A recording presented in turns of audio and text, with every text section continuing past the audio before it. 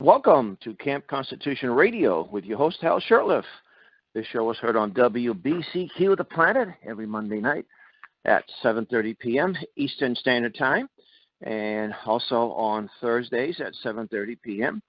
Eastern Standard Time on WBCQ The Planet. And you can also pick up the show on our YouTube channel, Camp Constitution, and when you visit, please subscribe, as well as Podomatic. Podomatic.com. Just put in Camp Constitution Radio, and you'll get many of these shows that we've archived over the years, and we're very pleased to announce that we're still in the top 10 on Podomatic, so please visit that, and everything is a free download. This show is brought to you by Camp Constitution, which, among other things, runs a week-long family camp, and next year's camp will be from July 28th to August 3rd. We've got a really good lineup of instructors, as we do every year.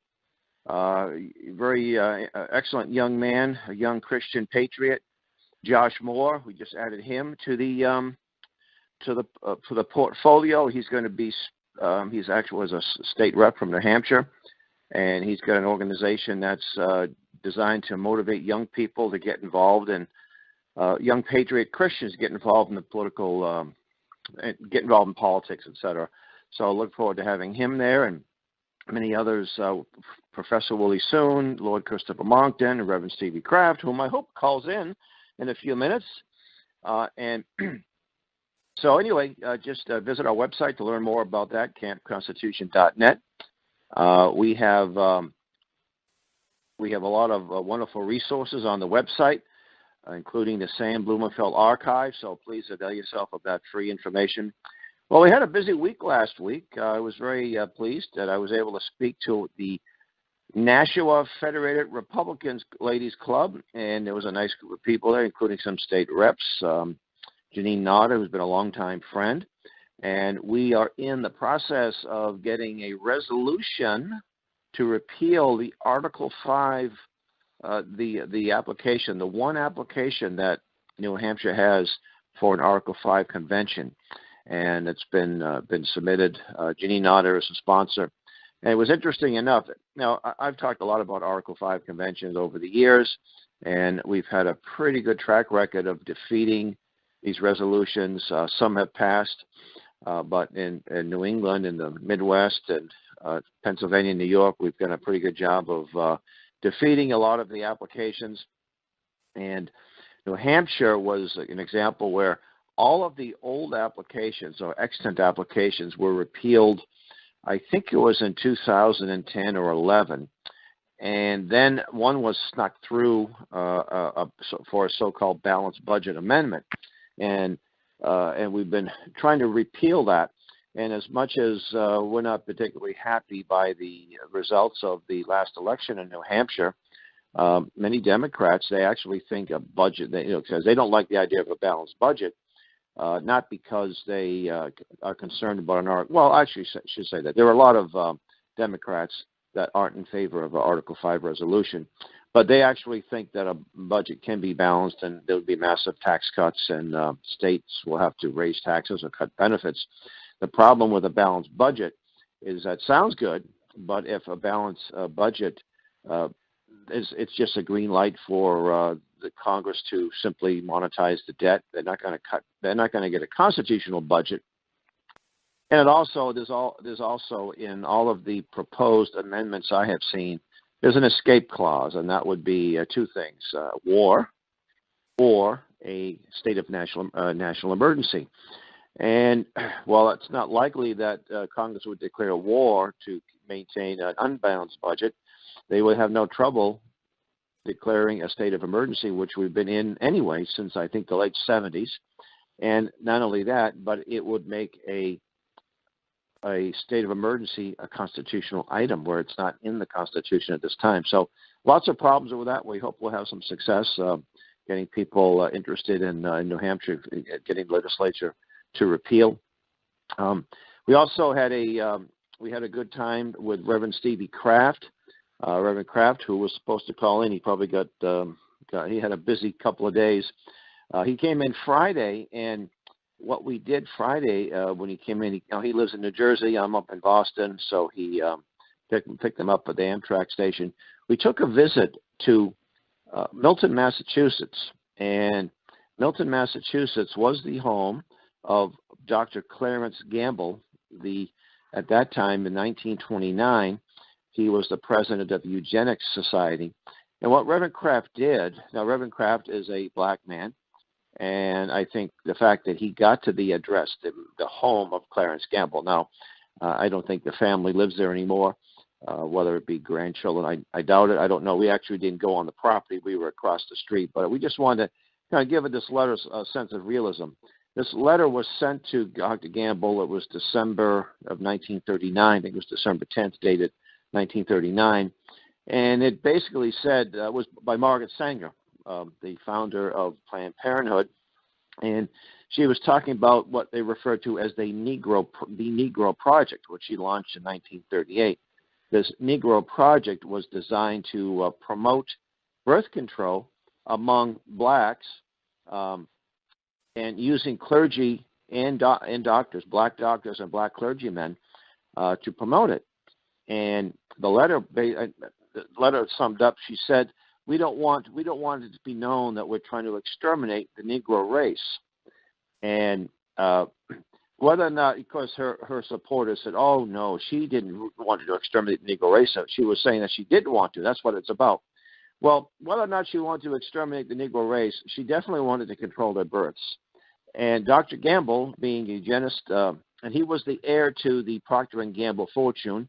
He was the grandson of one of the founders, and he was very much involved in not just eugenics but birth control. He was involved with designing some early birth control devices, spermicides, and other things. He was involved, of course, with Margaret Sanger's Planned Parenthood and other. So Reverend Kraft read the letter, and that's on our YouTube channel. It was obviously commentary. It was also interesting, too, that was Friday. We were there about, 12:30, 1 o'clock in the afternoon. And just a short distance, just maybe, 5 or 6, 7 houses up on that same street, Adams Street, was the birthplace of George H.W. Bush. And we drove by there. It's a private residence. And there is a little marker saying that this is where he was born. And unbeknownst to us, he died, I think, at 10 o'clock that day, 10 p.m. that day.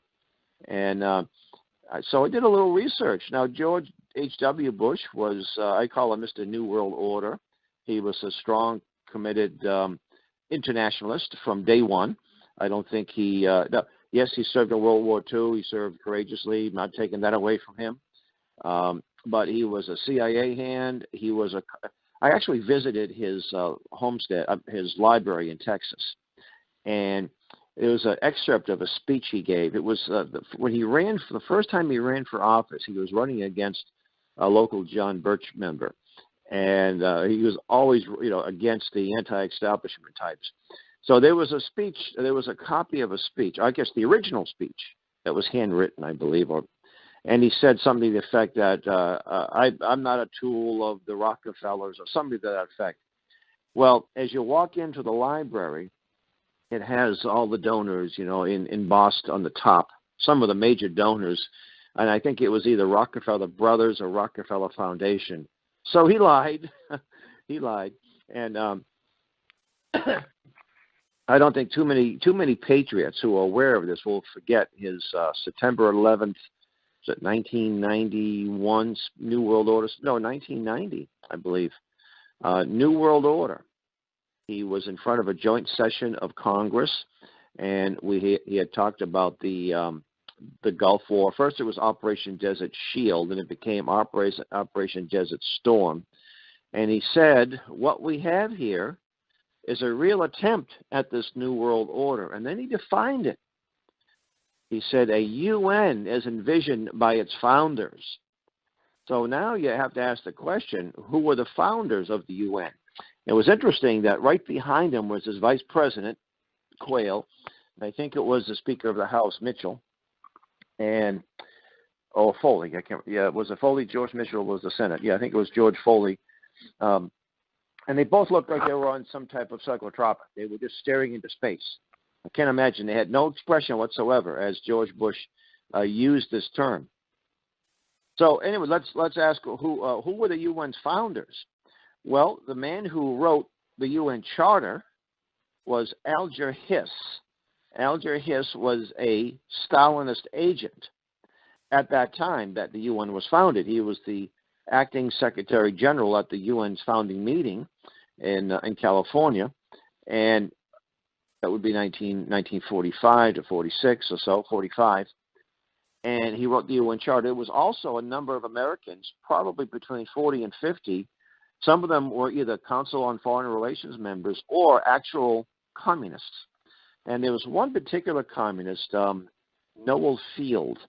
It was very fascinating that it was back during the NAFTA debates, 1993-94. I wrote a letter to the daily newspaper here, in one of the daily newspapers, the Boston Herald, pointing the opposition to NAFTA and why it was a bad idea. Well, I got a letter from a gentleman who lived a few towns away from me in the town of Norwood, and he was the nephew of Noel Field. He was in agreement with me against NAFTA. He said that he was a socialist, but he was believed in nation sovereignty, and he admitted that his uncle was a State Department Red. And I know I have that letter somewhere. I know I saved it. I know it's somewhere in my one of my folders. So here it is. So the UN was founded by enemies of the United States, men like Alger Hiss, and George Bush, H.W. Bush. He was a Yale graduate. He ran the CIA. Do you think he knew? If I knew who was the founder of the UN, you think he would. The UN was founded for the purpose of building a world government. And that was George Bush's biggest goal. He always put the interests of the internationalist first. America always came second and third. So I think and you're going to see all of the establishment press just praising him to the hilt. What a wonderful guy he was, and what a great patriot he was. But he actually was not a patriot. He did not work in the interest of the United States. He violated his oath of office numerous times.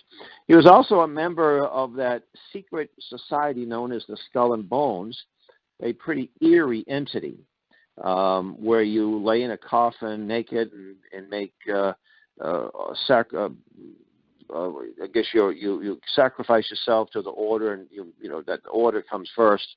Everything else is secondary. So I guess, and I don't think he ever left the Skull and Bones, or did he ever renounce it? So that's this man who claimed to be a Christian. And so what was interesting, I did a little research on Prescott Bush, the father of George Bush. And I'm thinking, well, they did live, the Bushes didn't live in that house that long, 4 or 5 years. Prescott was running a company in South Braintree, Massachusetts for that time. And it's a beautiful house, by the way. It's not a little shack. It's a beautiful mansion. And so wasn't Gamble's. Well, Ganble got $1 million from from Procter and Gamble, and $1 million back in 1915 or whenever he got it was like $50 or $60 million today. It was a whole lot of money. So I thought, gee, I wonder if these people were friends. Have they collaborated? I mean, they must have known each other. They weren't too far away. So I did a little research on Prescott. Now, there's some stuff that you have to take with a grain of salt. Now, Prescott also was a Skull and Bonesman, and he was connected to Brown Brothers Harriman that had connections to various Nazi entities and so forth. But Prescott Bush was a member of a supporter, a member of Planned Parenthood and the birth control. I'm trying to think what the name of the birth control society or something, which Gamble was involved in. So I'm going to be doing a little more research to actually see, their connections and their friendship. I did a little bit, and there was nothing really clear cut. But the fact that Prescott Bush was a member of the Skull and Bones, but also he was involved with Planned Parenthood. And, of course, that came up when he ran for Senate. He was a senator in Connecticut. And he was a moderate leftist. He was your typical left-wing Republican. But people like today, you get people like Mitt Romney and the late John McCain, who, Romney took his seat after the recent election. And so we have a lot of these Republicans who are internationalists, you guys like Nixon and the Rockefellers over the years, and you pick up McCain and Romney's in that position. A couple of the states, the U.S. senators from Maine, the two ladies there are really, they might vote the right way on some occasions, but for the most part, they support the internationalist cause. So anyway, that video, we did a live Facebook feed, and when you use a Facebook with a phone, it doesn't come out that well. You're outside and there's traffic, but we also videotaped it and put it up on YouTube, and it's pretty nice. I think it came out okay. So I do encourage people to get that and forward it along. And you can find that letter that Sanger wrote. It was actually in the Smith Library of Northampton, Massachusetts, and that's where her papers are. And when first off, people try to deny its existence. Oh, that was a fraud. And then they go, okay, it's a real letter, but it's misunderstood, you see. So that's what you get. You can find it online. Just put down Margaret Sanger's letter to Ganble. And it was one of the dirty secrets about these eugenics. They encouraged sterilization. There were states that had sterilization laws, people that were considered feeble. Ganble considered blacks to be, they shouldn't have feeble-minded children.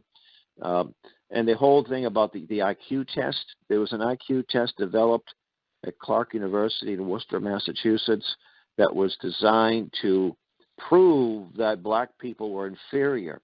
And they did this reaction test, and they had Caucasians, blacks, and American Indians were engaged in this reflex test, and they determined that the Indians did better than the blacks were second, and the whites were third overall.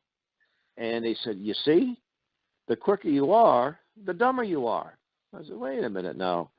I mean, to me, if you have quick reflexes, that might mean your brain, the brain to your hands or the feet, we're working pretty good if you sense danger. But that's supposed to be a sign of low intelligence, which is absolute nonsense. And so that caused all kinds of problems. So this is one of the dirty secrets that the left does not want the black community to know. And there are plenty of so-called black leaders that will keep this under wraps. Why? Because so many blacks were involved in promoting this amongst blacks, including Martin Luther King. And you're not supposed to say that.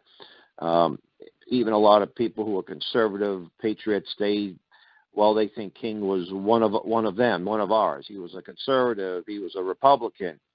He was the recipient of the Margaret Sanger Award. Well, he didn't know. Well, poor guy didn't know. He didn't know this. He didn't know that. Well, King was a smart guy.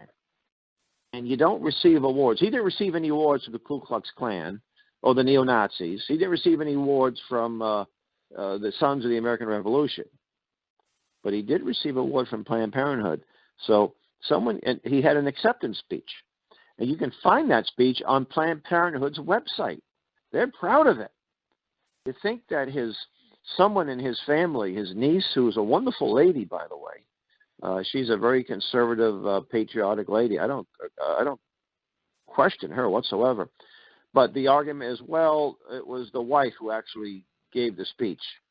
She did it on behalf of her husband. And this was 1966. It was a few years before he died. It wasn't something that he was given posthumously against his will. He was alive in 1966. So when the left will talk about institutionalized racism, they want you to believe that half the people in the police force or in politics or the local dog catcher, they're all neo-Nazis and Klansmen. And all the reason why they're in these positions is to make it tough for blacks, to shoot unarmed blacks or what have you. That's the narrative. But there is institutionalized racism through these entities like Planned Parenthood, a very ugly legacy. And this is something, again, that most black, even conservative blacks, don't like to touch. But it is good to see that the word is getting out. And there are a lot of conservative black organizations. You can find some on Facebook that aren't afraid to touch this subject. And I'm very happy about that. So I hope you visit our YouTube channel, and I hope you check this out. And also, we uploaded a few years ago an excerpt of George H.W. Bush's speech on the New World Order, and you could find that on our YouTube channel as well. There's a lot of other entities that have put this up, but we put it up a couple of years ago, and it's only I don't know how long the whole speech was, but we just had that 30 seconds where he had talked about a New World Order. So please find that, share it, download it, and get it out to people so they can understand what this man was about. This man wasn't about freedom and liberty. It was just the opposite. So we also had we had a wonderful time visiting the home of Pastor William Levy. Now, William Levy is the founder of Operation Nehemiah. Operation Nehemiah is an organization that has a ministry in the South Sudan. And William Levy, we want to get him on the radio. We'll get him on the show probably next week. We're supposed to have Reverend Kraft call in, but I think he had a really busy week, and he might have just forgot here. But that's okay. We'll get him down the road. But William Levy, he tells an incredible story, and he has I think twice a month he has a meeting in his home. It's a service, and we had Reverend Kraft and I had the honor to speak to the group. I first met Pastor Levy at a homeschool show in Worcester, Massachusetts. I think it was 2013, and invited him to camp. He came for about a half a day with his family. He's a beautiful family. He is a U.S. citizen. He loves America. He loves what this country stands for, but he does have a burden for his former homeland, and he was called to, set up his mission field. And you can check his website out, Operation Nehemiah. He does great work there. And anyway, we discussed some great resources that we have at Camp Constitution, and Pastor Levy actually invited us to go to the Sudan. I have not South Sudan, I should say. And one of the fascinating things too about I think the reason why he wanted us to go, because Reverend Kraft is an evangelist, but on my end, it was to discuss the need for education, and especially when it comes to reading. Now, I learned not too long ago that UNESCO, an arm of the UN, everything about the UN is rotten, but UNESCO is one of the more rotten entities, United Nations Education, Scientific, Cultural Organization. They offer Black African countries totally free education material for the whole country. For all the countries of South Africa will get this free material, and it's absolute poison. It promotes homosexuality, socialism, all the things, the opposite of what Christians are supposed to be promoting. And I heard a gentleman speak, from, we actually have his presentation up on our YouTube channel. Anyway, it was a southern country in sub-Saharan Africa, and he said that he personally knows the president of the country, and the president says, yes, we know it's not that good, but it's free. And my comeback was, well, somebody gave me a meal, and 99% protein, but 1% poison. I'm not eating it. Sorry, I don't care. Not going to take it. So we haven't decided if it's the right thing to do, if Lord will open the door for us, but it'd be great to be able to get there and get an experience.